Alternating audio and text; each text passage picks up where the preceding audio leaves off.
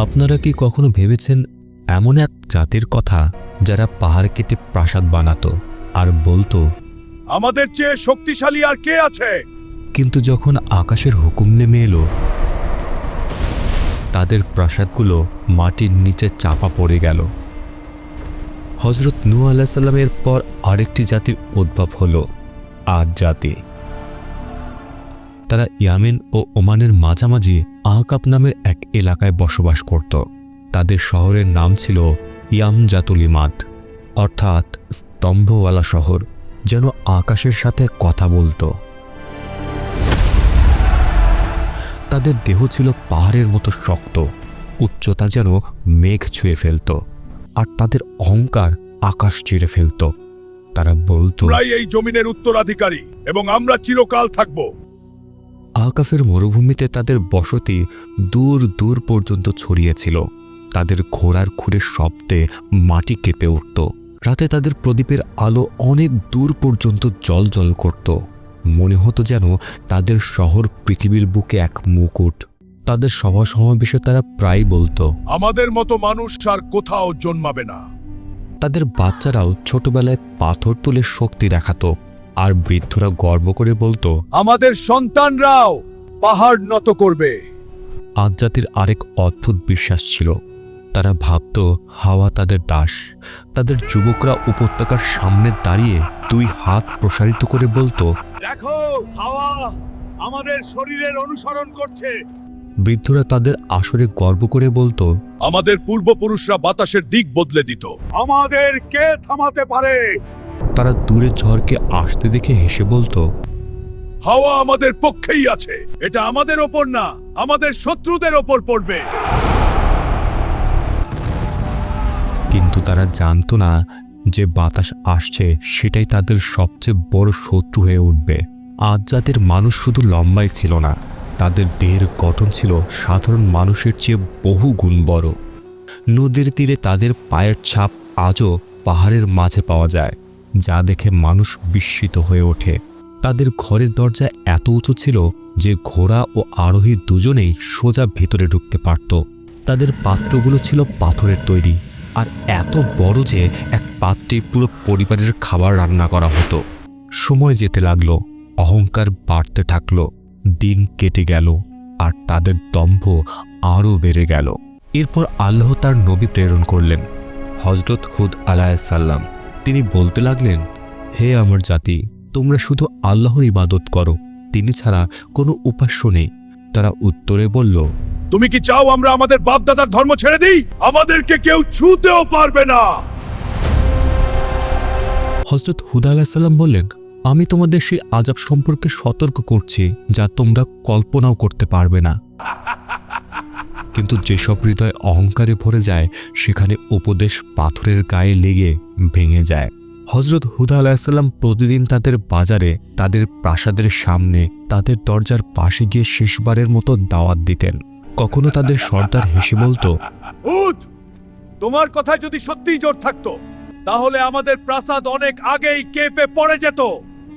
কখনো কোনো শিশু তার কণ্ঠস্বর নকল করে উপহাস করত, আর কেউ কেউ তাকে দেখলে রাস্তা বদলে নিত, যেন আল্লাহর গজব তাদের ওপর না পড়ে। একদিন হুদ আলাইহিস সালাম তাদের বড় সমাবেশে গেলেন, যেখানে তাদের সর্দাররা সোনার সিংহাসনে বসেছিল। হুদ আলাইহিস সালাম বললেন, আল্লাহর তৈরি কুদরতের নিয়ম দেখো, তোমাদের শক্তি কিছুই না। কিন্তু তাদের নেতারা হেসে উঠল, এই ছোটখাটো ভয় দেখানো বন্ধ কর। যদি আযাব আসে আমরা আমাদের শক্তি দিয়ে তা থামিয়ে দেব। আযাব আসার কয়েকদিন আগে আদ উপত্যকায় এক অদ্ভুত দৃশ্য দেখা দিল। রাতের আকাশে এক গভীর শব্দ শোনা গেল। এটা কোনো মেঘের গর্জন ছিল না, কোনো বিদ্যুৎ চমকানোও ছিল না। তবু উপত্যকায় মনে হলো যেন কেউ দূর থেকে ডাকছে। আদ জাতির লোকেরা সেই শব্দ শুনে বলতো, এ তো পাহাড়ের আওয়াজ। হুদ আলাইহিস সালাম বললেন, এটা রহমতের ডাক নয়, এটা সতর্ক বার্তা। দ্বিতীয় রাতে জমিন হালকা করে কেঁপে উঠল, এতটাই সামান্য যে শুধু পশু পাখিরে অস্থির হয়ে উঠল। কিন্তু মানুষ হাসতে লাগলো। দেখো, মাটিও আমাদের শক্তিকে ভয় পায়। তারা জানতো না এটাই ছিল জমিনের শেষ প্রতিবাদ। তারপর এলো আল্লাহর চূড়ান্ত সিদ্ধান্ত। সবার আগে তাদের উপর নেমে এলো খরা। টানা 3 বছর আকাশ থেকে এক ফোঁটা বৃষ্টিও পড়ল না। নদীগুলো শুকিয়ে গেল, বাগান পুড়ে ধ্বংস হয়ে গেল, জমিন পাথরের মতো শক্ত হয়ে গেল। মানুষ আকাশের দিকে তাকিয়ে থাকত, কিন্তু আকাশের পক্ষ থেকে কোনো উত্তর এলো না, শুধুই নীরবতা। প্রথম বছর তারা বলল, এ তো সামান্য ব্যাপার, আমরা তো শক্তিশালী জাতি। দ্বিতীয় বছর তৃষ্ণায় তাদের জিহ্বা শুকিয়ে গেল, খালি মাটির কলস দেয়ালে ঠুকে শব্দ তুলত। পশুরা পানির অভাবে পড়ে পড়ে মরতে লাগল। তৃতীয় বছরে আজ জাতির জমিন থেকে সেই হাসি, সেই অহংকার, সেই গর্জন ভরা কণ্ঠ হারিয়ে গেল, যে কণ্ঠ একদিন আকাশকে চ্যালেঞ্জ করত। অবশেষে মানুষ নিজেরাই হুদ আলাইসাল্লামের কাছে এলো। তিনি তাদের দেখে কাঁদলেন না, শুধু বললেন, এখন আযাবের সময় খুব কাছাকাছি।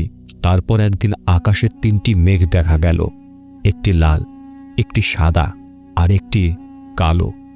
আকাশ থেকে এক ফেরেশতা ডাক দিল, হে আজ জাতি, এগুলোর মধ্যে একটি মেঘ বেছে নাও।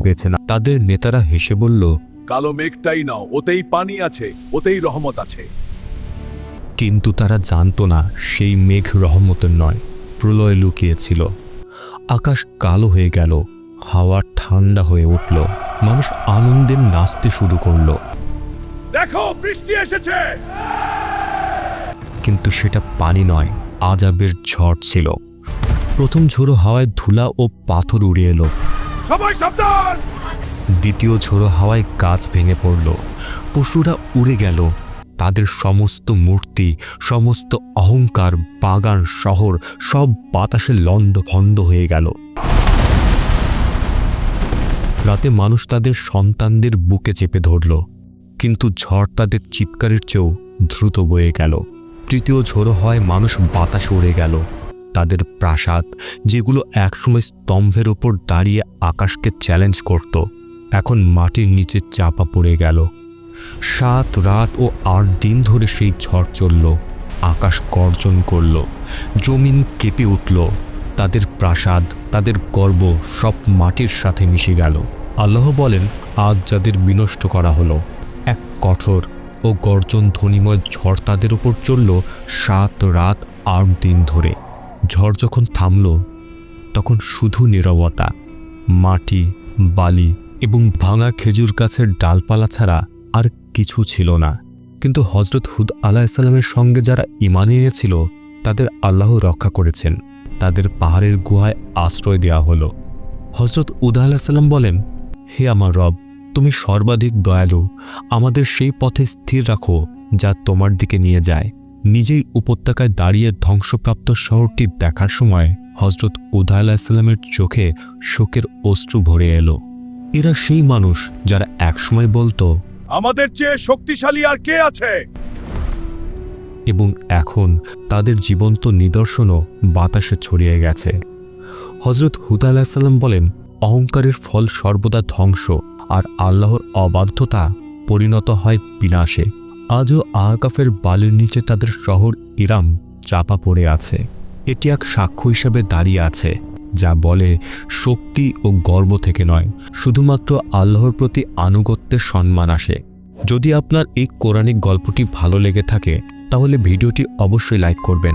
কমেন্টে লিখতে পারেন আপনি পরবর্তীতে কোন জাতির গল্প দেখতে চান, এবং চ্যানেলটি সাবস্ক্রাইব করতে ভুলবেন না।